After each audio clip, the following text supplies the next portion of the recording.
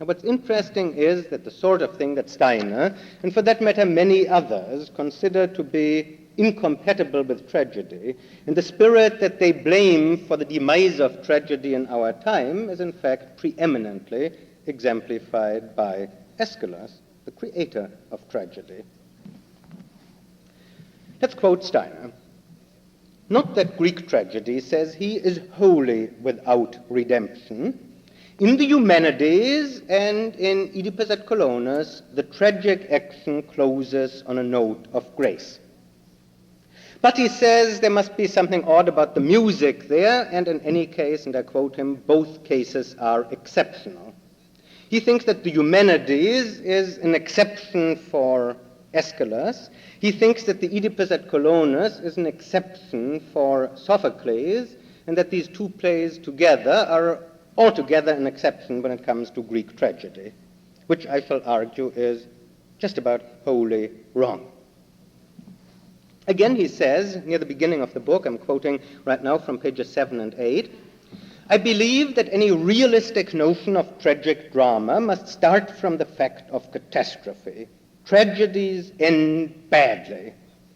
I'll try to show that most Greek tragedies don't, against Steiner.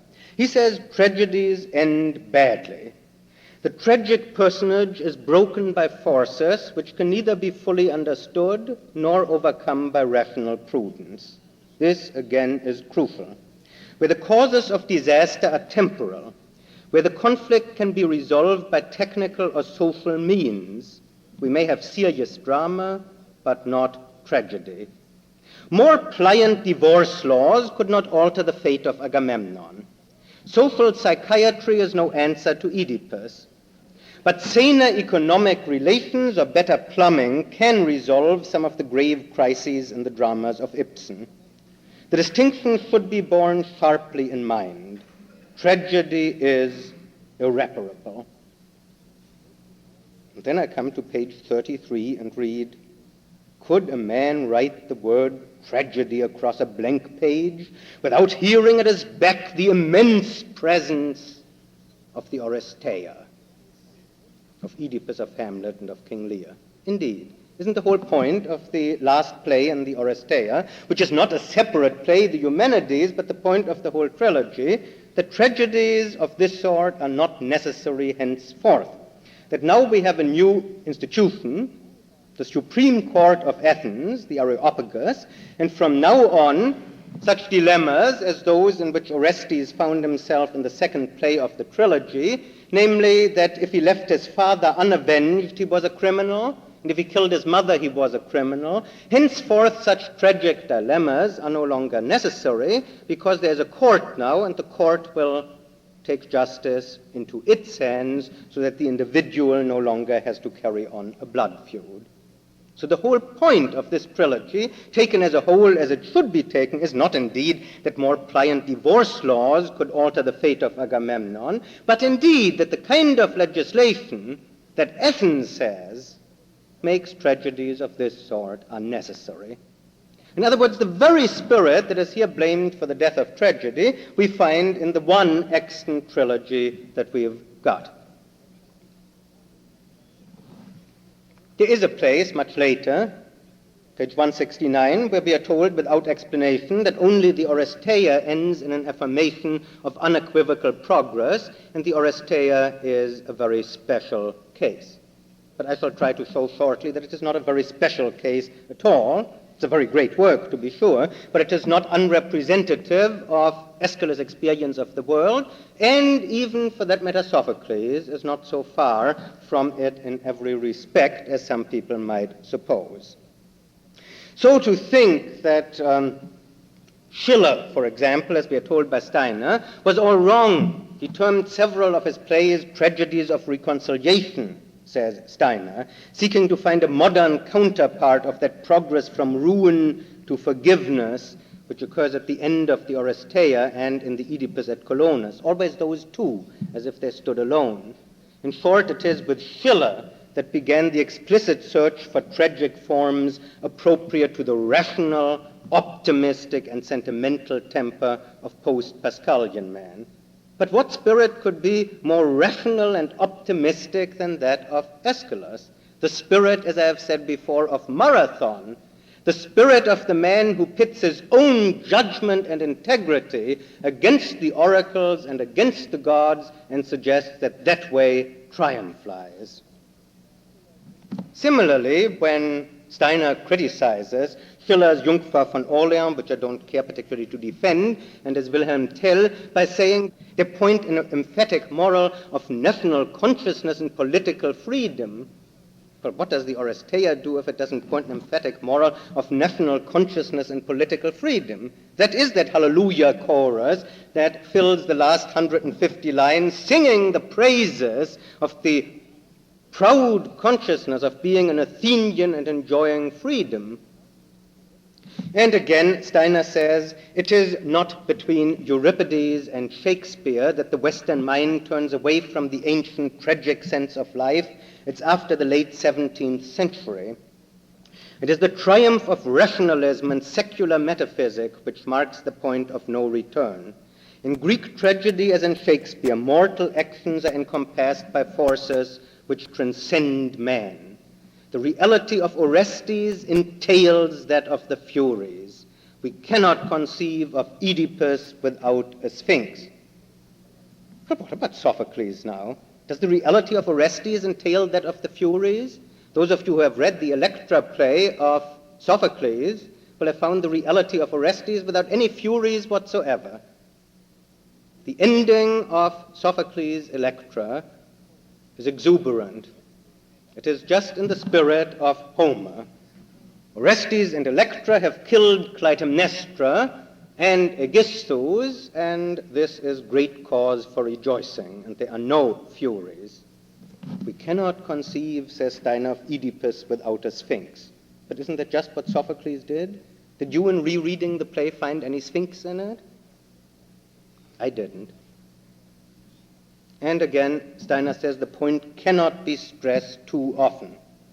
Tragedy speaks not of secular dilemmas which may be resolved by rational innovation, but of the unaltering bias toward inhumanity and destruction in the drift of the world. I appreciate all these sentiments. I think I understand very well what he has in mind. In fact, we are personal friends as far as that goes, and we've had a chance to talk about these things. But it seems to me that this does leave out of account Aeschylus, and like most things that have been written about tragedy, makes allusions, abundant allusions to Greek tragedy, but shows no awareness whatsoever of what actually goes on in Greek tragedies. Last quotation from the penultimate page of the book. But tragedy is that form of art which requires the intolerable burden of God's presence. It is now dead because his shadow no longer falls upon us as it fell on Agamemnon. Does the shadow of God fall on Agamemnon? I don't think so. I don't think that that is what makes it a tragedy. But now, of course, there is a very real problem. I do think that my polemic against Steiner has been all right so far, but still one has to ask oneself at this point, now what then is tragic about the Oresteia? If it does suggest in the end that tragedy isn't necessary and that it can be avoided by such a marvelous institution as the Areopagus, if somebody today wrote a play that ended with a song of songs celebrating the Supreme Court of the United States and told us that the American Constitution has made tragedy unnecessary, well, it wouldn't be in that case say that this was not a tragedy. It might be a serious play, but we wouldn't call it a tragedy. Why then say of Aeschylus that he in any sense whatsoever created tragedy? Let me, to begin with, make the point all too simply and all too briefly. I think Aeschylus' claim to having created tragedy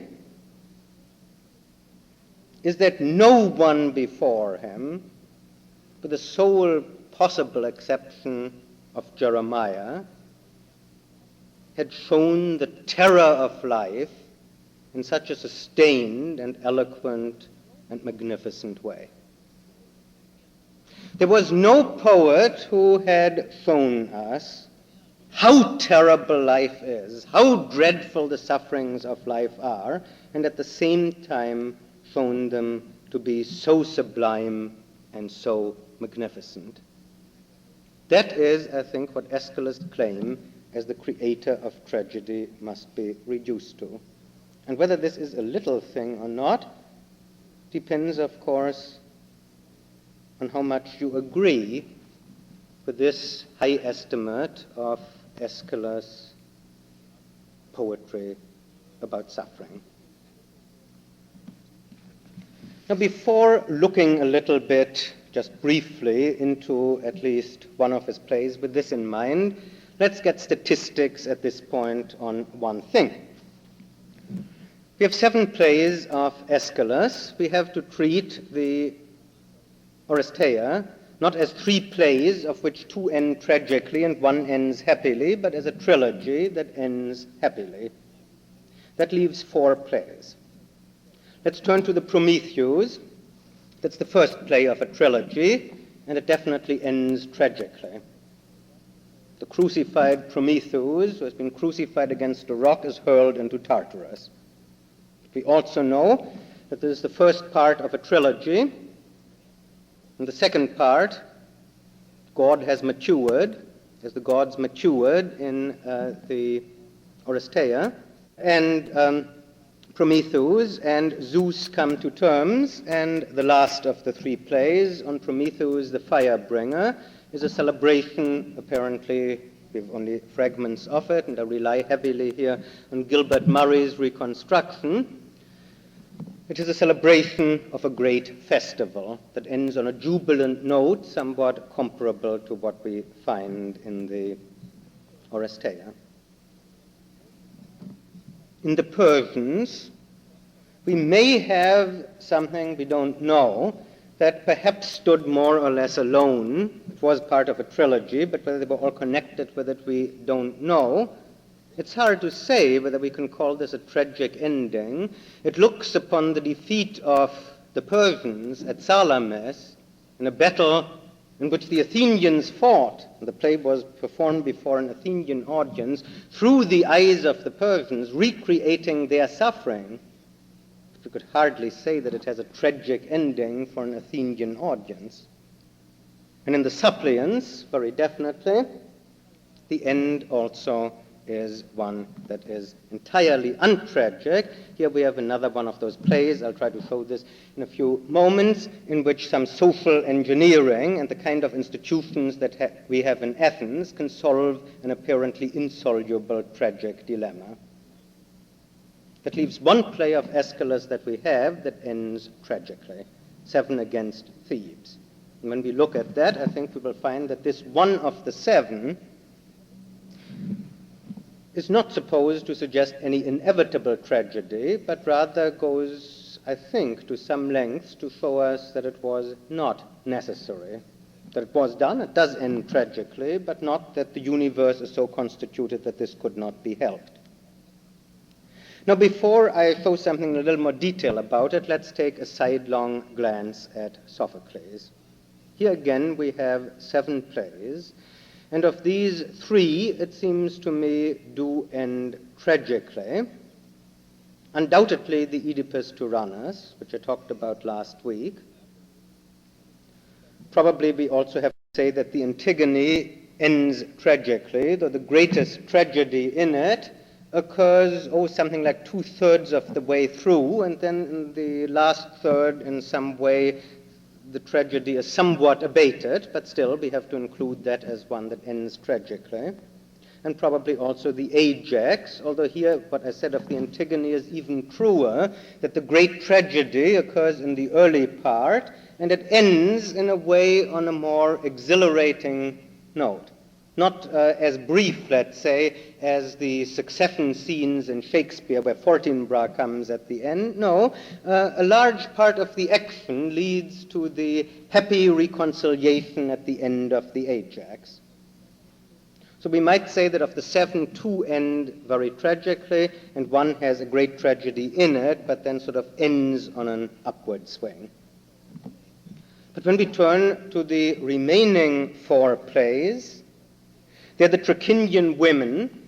There's a tragedy there too, part of the way through.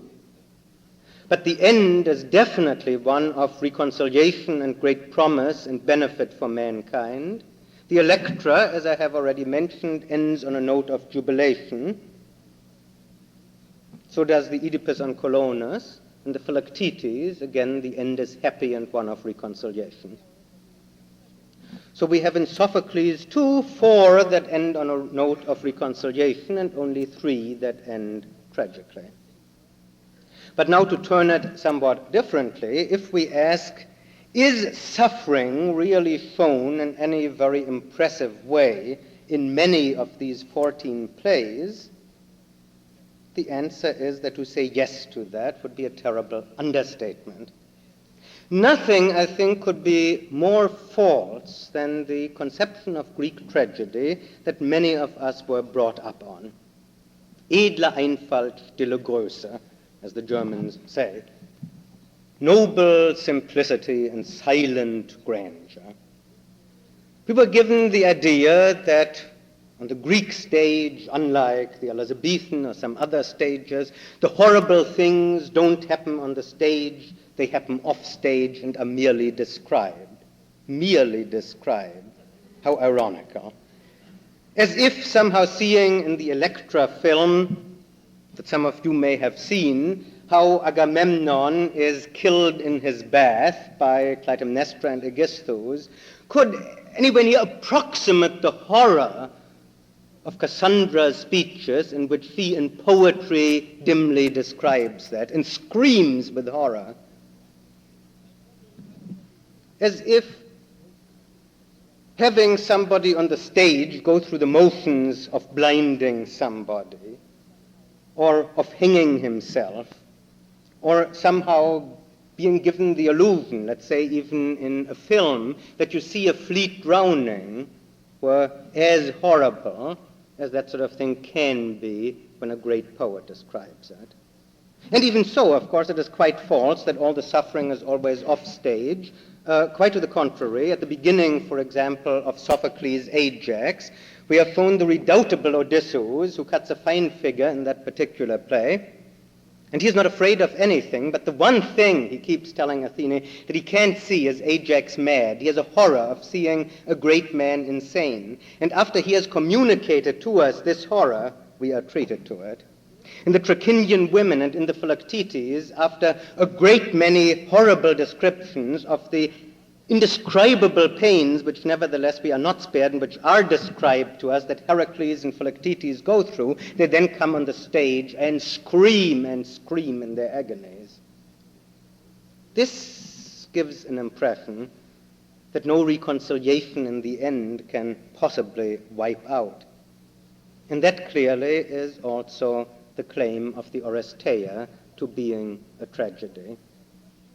That in the Agamemnon, notes of such tragic terror are struck that nothing, not even the hallelujahs at the end of the Eumenides, can abate that. And this is one thing that all 14 of the extant tragedies of Aeschylus and Sophocles have in common, that they bring unexampled suffering on the stage in descriptions that overwhelm us with sympathy, with fellow suffering. And this is, I would say, more than any one other thing, of the essence of Greek tragedy. This is the innovation of Greek tragedy. This is what Aeschylus and Sophocles did. If you ask where else before that do you find anything like that, the answer would be you find something like that, as I've said, in some outcries of Jeremiah. But to make of this an art form and to sustain it like this, to present to people an action on the stage that goes on for several hours and subjects them to that, that is the novelty. That's what makes these plays tragedies, although tragic endings are not by any means the rule, and it is simply utterly false to claim that the Eumenides and the Oedipus on Colonus are two exceptions. One thing that I find fascinating on this particular subject is that when you have such a simple subject matter, where a matter can be resolved by simply examining and counting up 14 items, you still have such a vast literature in which nobody takes the trouble simply to do that. But here surely is a matter where a little bit of scientific, rational attitude can save us volumes of controversy. Now, it's very tempting, if one loves the Oresteia, to go through it and quote and quote and quote. I'll quote two speeches from it to give some idea of what I've been talking about. The first one is from the death of Cassandra. I'll read very little of that, but I do want to cite it partly because I think it's so beautiful, partly also because on the usual reading of the Oresteia, Cassandra is simply an intrusion, an interruption, something that doesn't particularly belong there. I remember one classical philologist telling me when I told him that I found nothing in world literature more moving than Cassandra. He said, that's where you make the mistake. One ought not to be moved by that. Orestes is the hero of the trilogy. Well, this, to my mind, is funny. If somebody writes something like the death scene of Cassandra, then to tell one, you ought not to be moved by that, that's really extraneous, is surely a misunderstanding. On my reading, it's not at all extraneous, because here suffering comes to one of those pitches that has never been exceeded and has been rarely equaled, perhaps especially in the last scene of Goethe's Faust Part 1, and especially, of course, in King Lear. Here's Cassandra, the prophetess, who sees Agamemnon slain in her mind's eye as inside the palace his murder is being prepared, who realizes that she herself will shortly be slain too, who wears the prophet's robe and garland that Apollo has given her, but he has also cursed her that she is not to be believed. And here, near her death, she speaks as follows. This robe, why should I wear what mocks me? Why still keep this scepter, these oracular garlands round my neck? Before I die, I'll make an end of you, and you. Go with my curses, go. Thus I pay my debt to you. And she tramples them. Go, make some other woman rich in misery, and let Apollo see and witness what I do. He who once saw me in these same insignia, scorned, jeered at, like some gypsy quack by enemies and friends alike, called starveling, beggar, conjurer, pitiable wretch, all this I bore. And now Apollo, who gave a portion of his own presence to me, brings me from Ilion here to this death-reeking porch, where I shall never court crass unbelief again, where not my father's hearthstone, but the slaughterer's block waits for me, warm already with a victim's blood. Yet we shall not die unregarded by the gods. A third shall come to raise our cause, a son resolved to kill his mother, honoring his father's blood. He, now a wandering exile, shall return to set the apex on this tower of crime his race has built. A great oath sealed in sight of gods binds him to exact full penance for his father's corpse stretched dead in dust. Why then should I lament? Am I so pitiable? I have watched fate unfold her pattern. Troy endured what she endured. Her captor now by heaven's decree ends thus. I have done with tears. I will endure my death.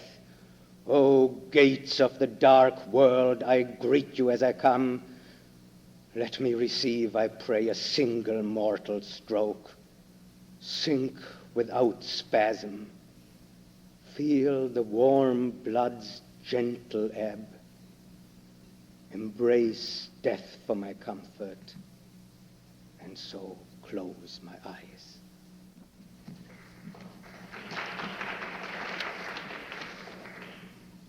The other thing I want to read is much, much shorter. The double murder has been done. Clytemnestra steps out. The chorus questions her. And finally, the chorus asks her about the burial of Agamemnon, to which Clytemnestra replies, and the speech is brief, "That question's not your business.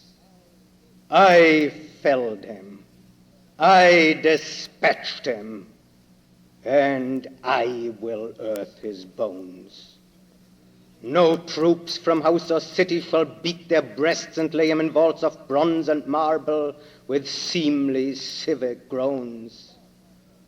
But, as is fit, his daughter shall meet him near the porchway of those who perished young. His loved Iphigenia with loving arms shall greet him, and gagged and silent tongue."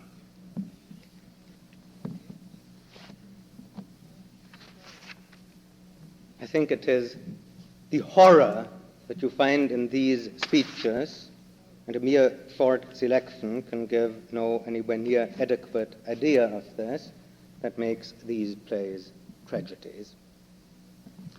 I will be very brief about the others.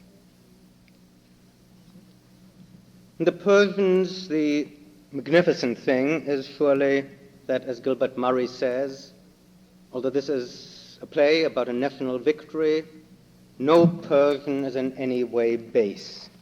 None is other than brave and chivalrous. The elders are grave and fine. Atossa is magnificent. Not a word escapes her that is unworthy of a great queen. Darius is a type of the old and good king, father of his people. Himself has been wild and reckless, but even there the contrast is not between Persian and Greek, only between the old king and the young. This greatness of spirit in Aeschylus' treatment of the enemy is remarkable, and Gilbert Murray says how favorably it contrasts with the British spirit, and not only the British spirit during World War I. Here we find a humanity that is amazing and that forces the Athenians in their triumph to share with their empathy the sufferings of their enemies. In the 7 against Thebes, I have said that the end does not seem necessary, and I will read very briefly from this. Here the two sons of Oedipus kill each other. That is the climax of the play. Eteocles says near the end, "This act moves swiftly to a head. Heaven wills it so. Then let the wind of doom, hell's tide and Phoebus' hate, bear down to ruin Laius' race to the last man." The chorus tries to hold him back. "You are goaded on by a wild craving for a ritual of blood, but the fruit will be bitter, for the flesh that you tear is man's flesh, and the blood is not lawful." They don't want him to go to kill his own brother. To which Eteocles replies, "Yes, to this ritual my own father's wicked curse appoints me, haunting me with dry, pitiless eyes, assuring me that death is better soon than late." He's told that the gods don't want it of him, and he says, "The gods, I'm sure, have already ceased to think of us. The offering they desire from us is that we die. Why any longer shrink from our appointed end?" I don't think Aeschylus wants us to feel that this was necessary. He wants us to feel that he has great suffering, and that it can be borne with pride, and that it can be magnificent. Pride, I think, is not something of which he took a dim view, our neo-Aristotelians notwithstanding, and the emphasis is on the suffering.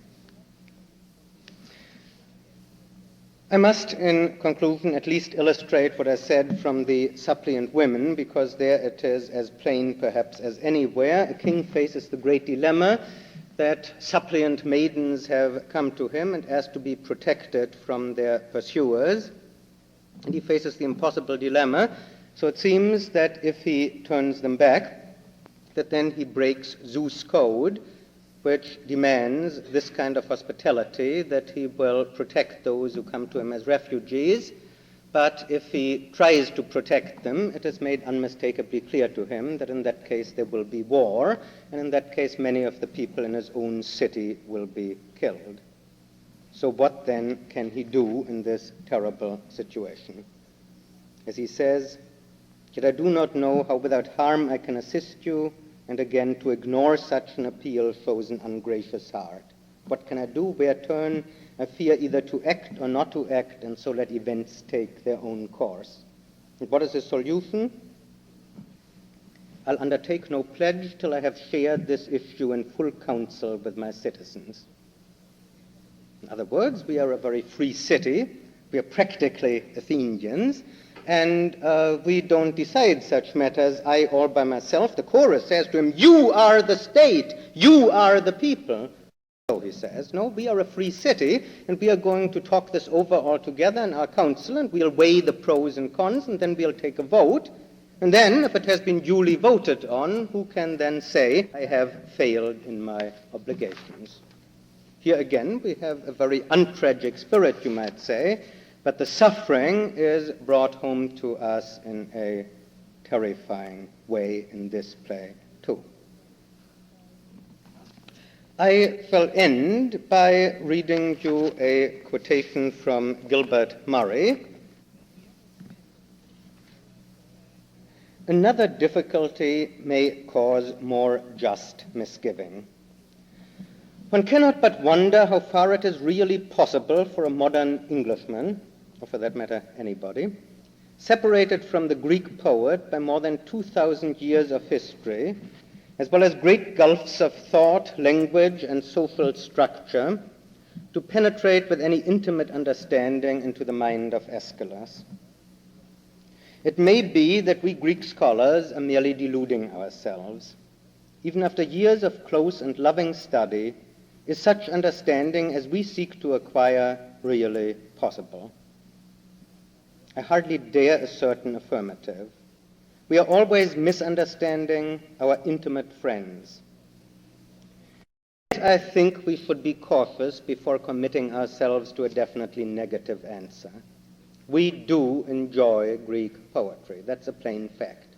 We do somehow appreciate and enjoy various extremely subtle elements in it, little waves of rhythm in a language which, I admit, we do not know how to pronounce. The use of a dialectic form of a phrase with particular associations, even, I think, on rare occasions, the use of a word of which the meaning is not certainly known. The communication of beauty, if that is the right word, is a more subtle and mysterious process than our psychologists have yet analyzed.